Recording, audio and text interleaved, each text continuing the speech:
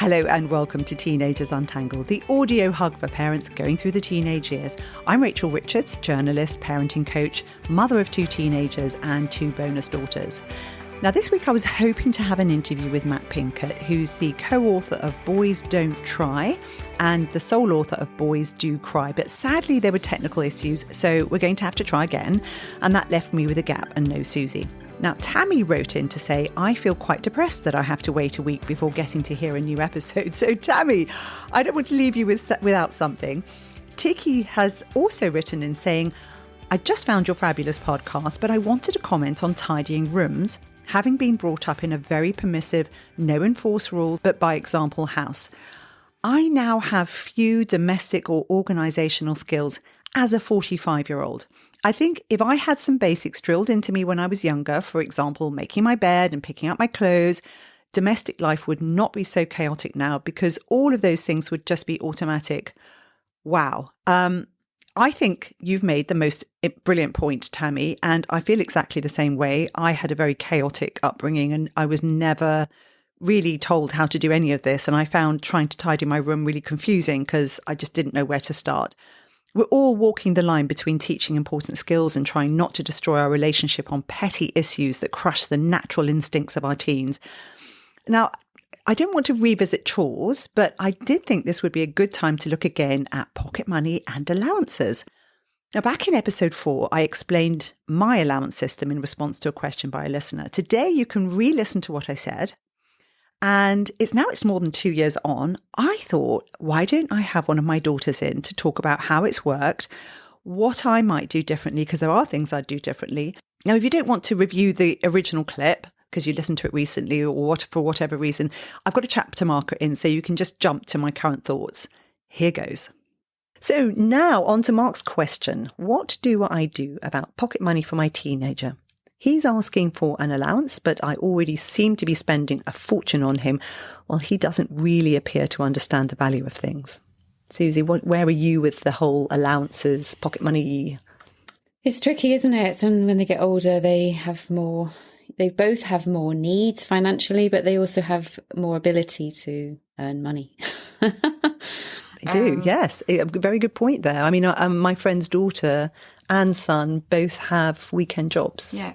Brilliant. And then do you also pay for them to do things in the house? That's a whole area itself, isn't it? There's the whole, well, actually they should be doing things because they are a member of the family. Why, do I need to pay them to do that?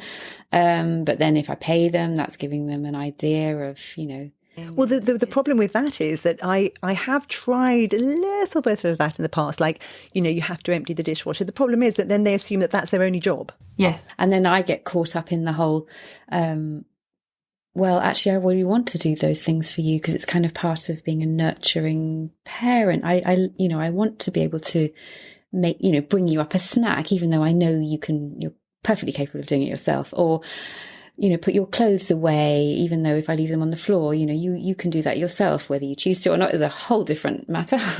But part of it, of being a nurturing mother, I like doing that, but not every time. So then you're kind of flitting in and out a little bit. Yeah. I think there's a massive range of options depending on your circumstances. In Mark's scenario, we don't have the age of the teenager, but I suspect the answer needs to be very different for an 11-year-old compared with, say, an 18-year-old. Firstly, for a lot of parents, there won't be any spare money for allowances, and many say that they expect their teenager to do jobs around the house and find work to pay for their own treats. Regardless of your financial situation, I believe it's very important that teenagers begin to understand the realities of life, how hard it can be to make money, and then how important it is to spend that money wisely. Tracy told us that she's just set up an allowance for her son. She's given him £15 a week, which might sound like a lot, but it's designed to mop up any of his extra spending, and he's expected to save so that he has spending money in the holidays. Natalie changed her system, giving all of her boys an allowance instead of pocket money. She says the nagging stopped. It's made a massive difference to their attitudes. They now hesitate before buying things and are far more inclined to save up so that they can get things they really want. So In terms of what I would say to Mark, he says he's already spending a fortune on his son. Well, I had this scenario. I then thought, well, if I'm spending that money already, why don't I just tot it up and then give it to them and say, that's your responsibility now. You manage that. Because it makes them think about what they're spending and whether the things that they normally would beg for are things they want to spend their own money on, or whether they would be better off spending that money somewhere else. They got an allowance once they went to senior school, and it involved me sitting them down, and I'm quite formal about this. And I said to them, right, I'm now going to give you an allowance. Here's what it includes. And I went through all the things it includes. And I said, I don't expect you to ask me for any of these things now. That's your responsibility. Don't come to me asking for this stuff. And it's a headache for me. I'm not giving you this money so you can spend it. I'm giving you this money so you can think about it. These are like your training wheels. And what I used was a bank called Revolut, which is a challenger bank. There are other banks. Some people use GoDaddy. I didn't because they charge, and I don't see why I should be spending money on a facility like this, frankly. I don't want this to turn into an advert for Revolut, but what I find useful is that I can see their accounts on my app. I can put money in, and I can choose for it to go in regularly so I don't have to think about it. I can look and see what they're spending money on. I can also withdraw money from their account. I can also set up targets. I want to encourage them to do something. I can set that up. They can tick it when they think they've done it, and then I can give them the money if I think I agree. So it's actually a very, very useful, again, set of training wheels. The problem with it is, for example, one of my daughters was talking about Shein. And I said, darling, don't shop with Shein. It's so bad for our environment. And the poor people have to make the garments. And, I started explaining how I felt that this was not a suitable place to be spending your money. And she nodded and went, yeah, okay, yeah. And then went upstairs. And the next thing I got a ping on my phone, and it was, she'd shopped at Shein. Of course she did. And I just thought, the thing is that I just let it go because I thought it's her money. Yeah. And all I can do is explain to her my values. And if she disagrees, well, I'm not going to sit here and go, I told you not to. Yeah. So you have to let it go. It's very valuable sometimes to be able to withdraw money. For example, you remember those days when you had to pay some money and, the window cleaner's been and you need some cash and you don't have the cash. And so you could just go into your child's bedroom and go. Interesting. Yes, done that. Definitely done that. So, but the great thing is with the app, you can just withdraw the money using the app. How cool is that? So I did that the other day. Unfortunately, I have a child who actually monitors her app, and I got an instant message saying, Mummy, have you just taken money out of my account? And what for? And I felt like a naughty child. So... Well, you've taught her well. She's monitoring it. I've taught her well. It's a little bit scary, but it's enough for them to do things. It's not enough for them to not do things.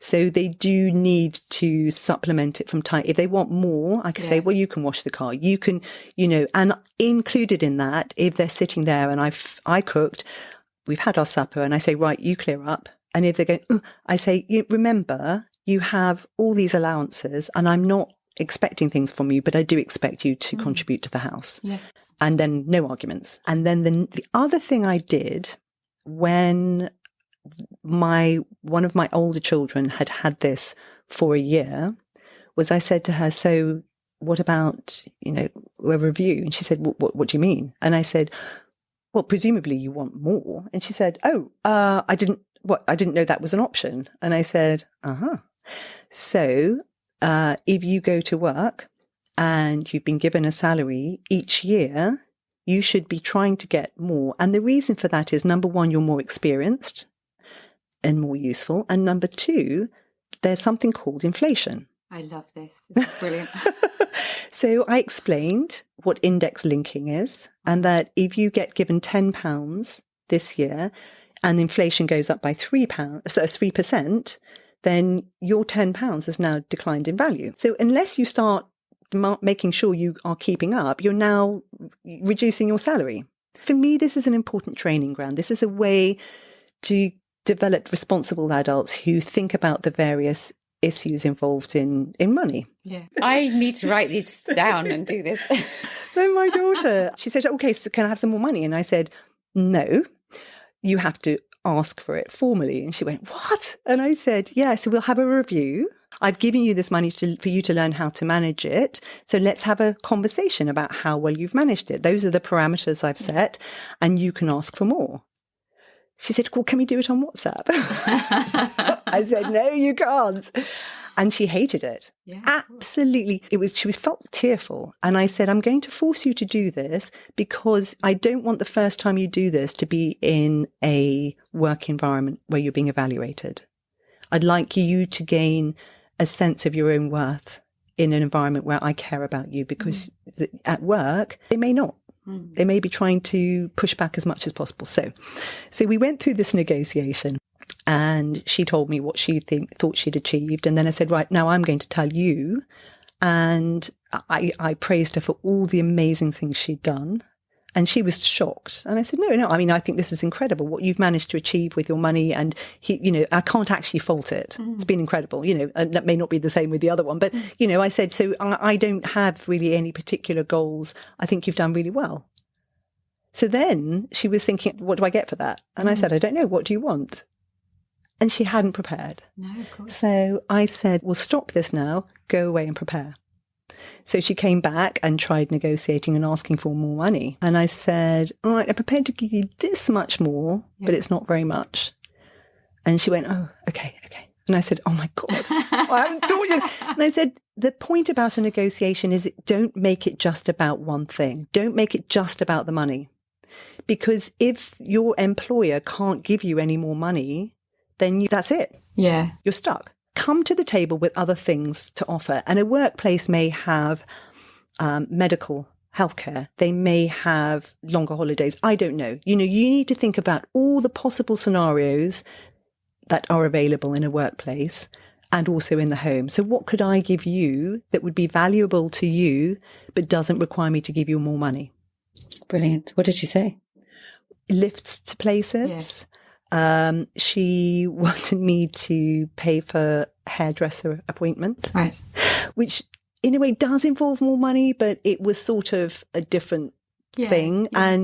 And some products that she values, but so I can't remember. There were other things, and more freedom, a bit more freedom. Okay. Buy your freedom, like it. Buy your freedom. So this is something to teach our children, that when you negotiate, it's not. People always focus on these narrow things like your grades or your just money. Yeah. But let's try and get our children to think creatively about what is out there and what we really want as human beings. I think that's brilliant. More hugs. Going to rethink my financial things with my kids. You can ask the children to cook. Yes. Or you can ask them, to cook a meal once a week. You can ask that they can ask you to cook meals that they particularly like. Part of the negotiation. So as adults, we have to think creatively about what we can put in that mix. About the things we'd like our children to do, but get better at. Yeah. Focus on. And teach them also, what does it take to earn £10? It's not just £10. £10 is a lot of work. That's really, really important. Yes. Absolutely. And then they get really bored and you say, well, that's what you do if you don't have the means to, get a better job. So maybe you didn't really need that burger. Maybe that £10 wasn't well spent. Could have taken a sandwich from home. Yeah. So that's the original conversation about giving our child an allowance, or giving my children an allowance. And I'm now joined in the studio, which is this squashy room that looks like a jumble sale, by my darling daughter. Thanks so much for being with us. Thank you. Right. Now, I haven't actually discussed any of this before with you about how you feel about the allowance. No. Really. So this is going to be a learning experience for me too. Right. First of all, what do you think about the allowance system? Just generally, let's let you talk. Personally, I think it's really good because it allows me and my sister to have a degree of independence that we wouldn't have otherwise, having to come back to you and constantly ask you for money and justify that. It allows us to learn how to control our own finances and decide what we want to buy for ourselves rather than having to ask for it. So When I set it up, I actually said to you, look, I'm not giving you money so you can spend money. I'm giving you money so that you can learn how to look after your money. Yeah. So do you think it's worked? I mean, yes. There was definitely a learning phase. So when I first got it, I remember just going a bit crazy. And I would basically spend it the second that I got it every week. And then it wasn't very fun when I didn't have any money. And then because what would I do if you didn't have any money? Well, you would just say, well, you have to wait for next week. You wouldn't give me money to kind of fill in the gaps. So then I sort of took a step back and I went, well, this isn't working out. And especially because I wasn't spending it on anything that was actually important to me, or that I was just... I remember just ordering Wittard's hot chocolate online for several weeks, and I just got boxes and boxes of hot chocolate pound. I remember that. Just because, and it was horrible. Just because it was just awful. Just because I was like, oh, it's nice having something. I yes. I was like, wow, I can just spend money, And then I decided that wasn't really the best idea because I wasn't really benefiting from it in many ways. And then when I actually wanted to buy things, I didn't have any money. So then I started budgeting. And Revolut, like the system that you set up, is really good for that because you can set little goals and things like that. And you can do that yourself, can't you? Yeah. Because it's not just because I can do that for you, but I haven't really done that. No. I remember trying to do it a couple of times with you and it just didn't work out. No. But it's nice having that option. And so I started doing that. And then I've noticed your sister has also set up goals and actually has money going out into those little discrete accounts, which sometimes she dips into. Yeah, it's quite easy to do that. But you've done something different because you started saying. So I've set up my own account, a Santander account, because why? Because Revolut, you don't have interest. So we're not while it's good for like a kid's account and our accounts are linked, so it's really easy for you to put money into our accounts and vice versa, and you can see our transactions. We don't gain interest at all. So if I'm trying to save money, then the money that I've got just sitting in my Revolut is actually not doing any work. It's like worse off for me saving it in Revolut. Yes. I might as well be spending it because then Interesting. Yeah. And do you think you would have, because that's really smart. I mean, that's really sophisticated thinking for someone your age. Do you think that you would have come to that conclusion if I hadn't set up this allowance? I'm not trying to ask you leading questions. I'm just genuinely interested. Come to the conclusion that you needed to actually find an account that paid you money for storing your money? No, because I don't think I would have I wouldn't be saving in the same respect anyway, because I wouldn't be asking you for money to save. Right. Do you know what I mean? Yes, of course. You wouldn't be giving, if you weren't giving me an allowance, I wouldn't come to you being like, oh, can I have £100 to save? You just go, what? So I would be asking for specific things, or you'd just be buying me clothes or things like that. I wouldn't be saving money. So without the allowance, I wouldn't be doing that at all. Now, coming back to the clothes thing you've just mentioned, how has that impacted on your clothes choices, your style? Massively. How? Just because, up until my allowance, it was you buying me clothes, and I would be choosing clothes that I wanted, and then I'd ask you whether, you could pay for them, but at the same time, you'd also buy clothes that you thought I would want. And then you didn't necessarily sometimes there were awkward moments where you buy me something and I'd be like, oh, that's really lovely, thank you for thinking of me, but it wouldn't necessarily be something that I wanted. Yes. And then it would just sit in my wardrobe. And it's a waste of money. Yeah. But then that would also influence my style because I'd feel obligated to wear it, and then it wouldn't necessarily, I feel like it wouldn't reflect what I wanted to wear. So yeah, I mean, it's given me a lot more independence in my choices on things that I wear. And I feel like it has meant that my wardrobe has become a lot more personal, and also not full of things that I don't wear. So the clothes that I do buy, most of them I will end up wearing. Right. And then when I don't wear them, I go, okay, well, that was a stupid purchase. So you learn from that situation. So if I'm not wearing it, then I go, okay, well, next time I'm going to give more thought to this before I spend that money. Without naming any specific names, your friends perhaps have different systems. How does it impact on them and their clothes choices? Just for comparison. I think they go through similar things to what I was just describing.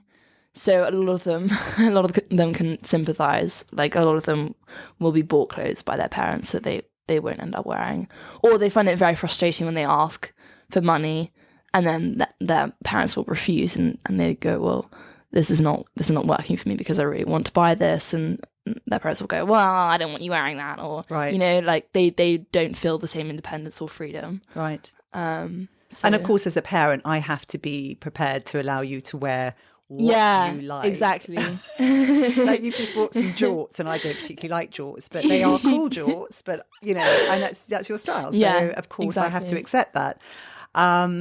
When it comes to, I think one of the things that I've done wrong is I didn't want to tie it to you doing specific things, because I think if you pay people and say you get a pound for doing this and you get a pound for that, I didn't want that to be the way it worked, because I wanted a general understanding that you all have to contribute to the house, which I have to say everybody's doing. There's a sense of teamwork in the house, and I think and that's been learned over a while. It takes time. And I've had to be patient over that. And you're particularly interested in cooking, so you'll come in and you'll just cook stuff, and it's very helpful in the house.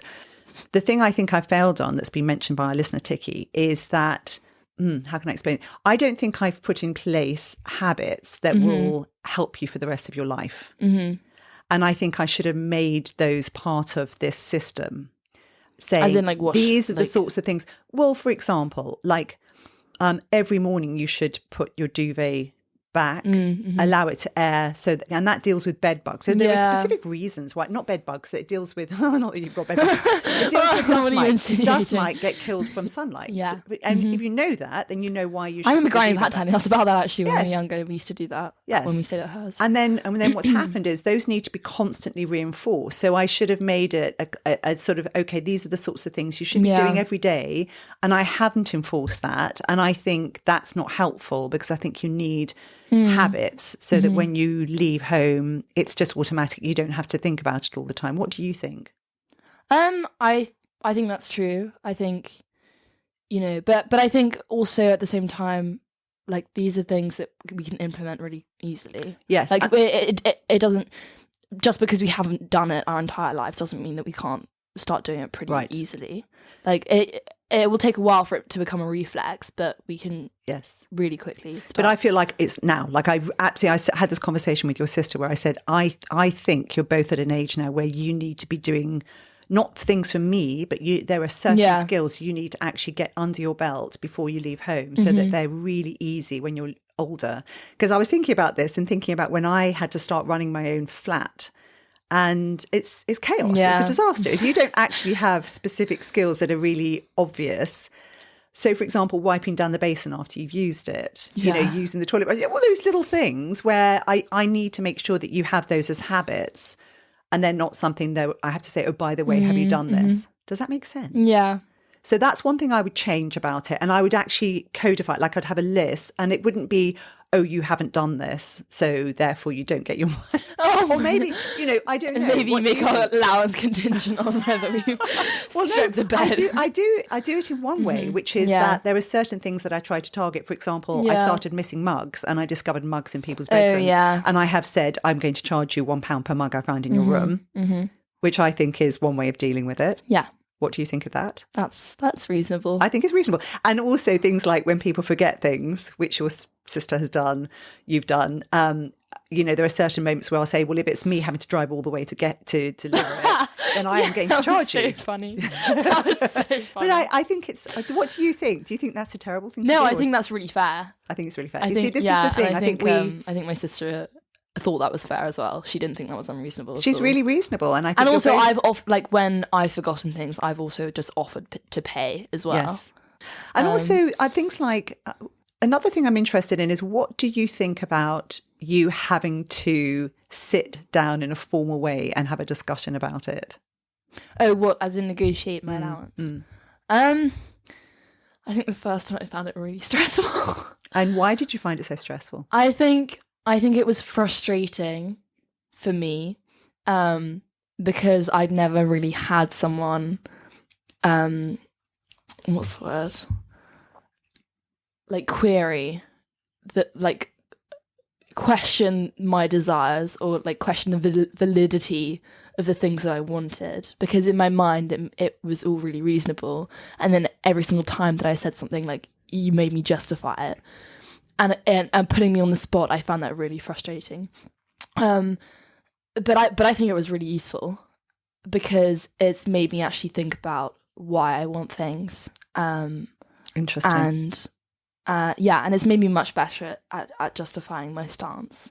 And you said something yesterday when we were doing some driving practice, which absolutely just hit home for me. And it was that we had been doing some pretty tricky stuff, going across roundabouts, busy roundabouts, up hills where you just couldn't stall, things like that. And by the time you got to the location, you were kind of, I think you were full, you could not cope with any more. And I said, I'm really sorry, this is actually very stressful. And do you remember what you said? Yeah, I basically said that that I think it's really important going through stressful things, and that I'm grateful that you actually took me down those routes, because when you do get past the stress, or once you've done the stressful thing, it kind of reinforces your idea that you can actually do them. Yes. Yes. And I think this is something we need to know. It makes you more confident in those areas. Yes. And I think that's been the case through your life, hasn't it? That we parents, it feels really uncomfortable to put our kids in these stressful situations. But actually, when you come away from them, you go, wow, look at me, I can do that. Exactly. Yeah. It builds confidence. What about presents? Has this changed your way? Because I remember when you were little, it was a non-stop round of, oh, mummy, it's such and such's birthday, I need to give them a present. Yeah. And I had a certain amount I'd allocate to each child, unless they were a very special friend. And it gets quite expensive. So I said, right, so I totted up, I thought you can't have more than, I don't know what it was, 4 best friends. So I thought, okay, I'm going to tot up the amount I would give for those 4 best friends and put that in that allowance. So the allowance was already what I was supposed to have been spending. Yeah. And has it impacted on your present giving? I think it has. I mean, it definitely has. How? Because I remember there was one period where I would basically try to get them the cheapest thing I could. Yeah, like at the very beginning, I was like, "This is my money. I don't want. I'm not giving it. I don't like you that much." But I think having that freedom has meant that also present giving has become a lot more meaningful, because it's my money that I'm spending. Yes. So when I give a present, it's like, this is something that's coming from me personally, not like my parent. Yes. I've decided to spend that money on you. Right. Like, this is something important to me. So now present giving, I do actually think, like, it's not something that I just go, oh yeah, you're entitled to a present, because I mean, that might seem really, really bad. But when I spend money on someone, it's actually with, like, there's meaning behind it. I love that. And how has that impacted the way you feel about the presents that you get? Oh, I'm now extremely grateful for everything that I've always been quite grateful. You've always been a grateful I've always child, been grateful. Yeah.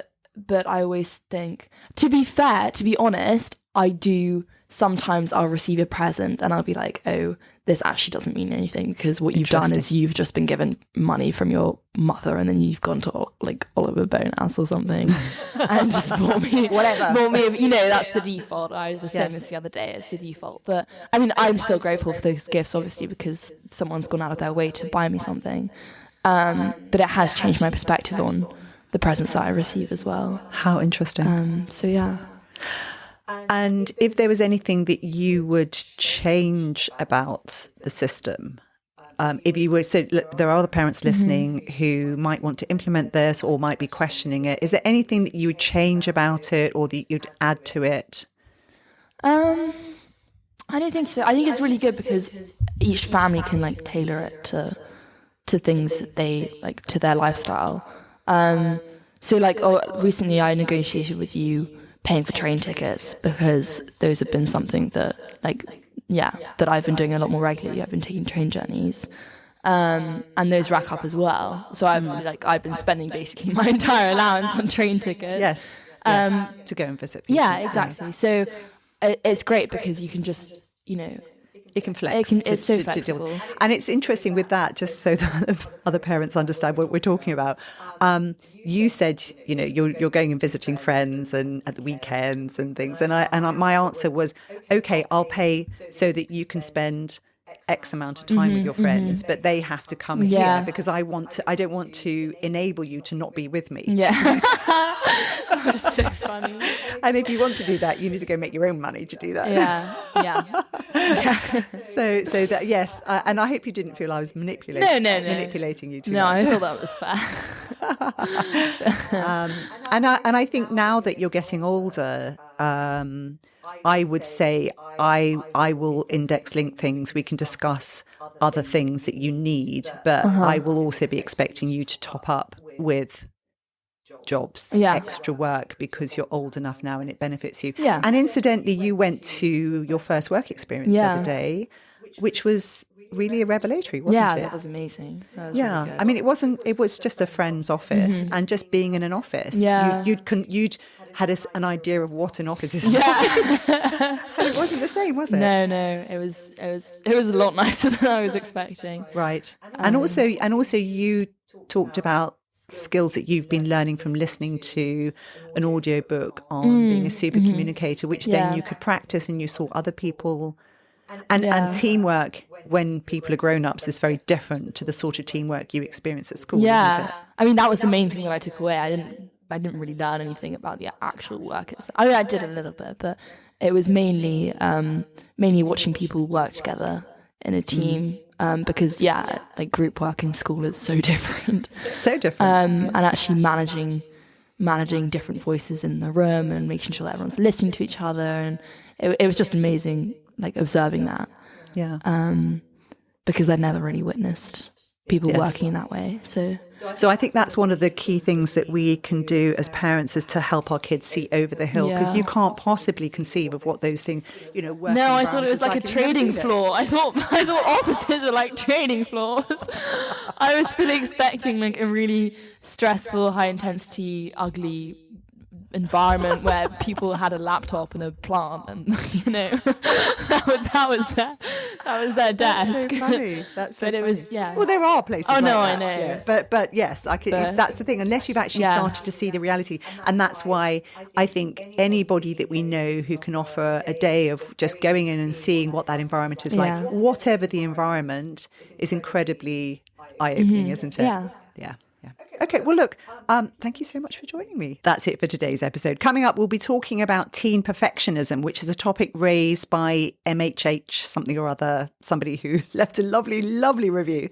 Also coping with being in the sandwich generation. We're the ones who have older people to look after, teen kids, working, going through the menopause, everything at the same time.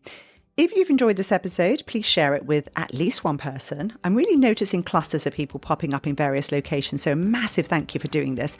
Building a community makes life so much easier when you're a parent. You can search through old episodes on the website using keywords. You can also read my blog posts, reviews, and sign up for my newsletter, in which I give extra tips on books, news items, and podcasts that I found really interesting and worth sharing. That's www.teenagersuntangled.com.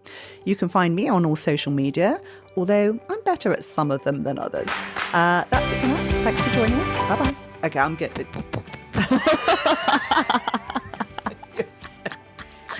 You are actually quite annoying. I realise now why you don't come in here more often. That's outrageous. That's outrageous. Yeah, I love you all the same. I want to do more. This is fun. You can come in anytime, darling. Anytime you want to come and talk about a topic. Okay, stop. Thank you. Bye.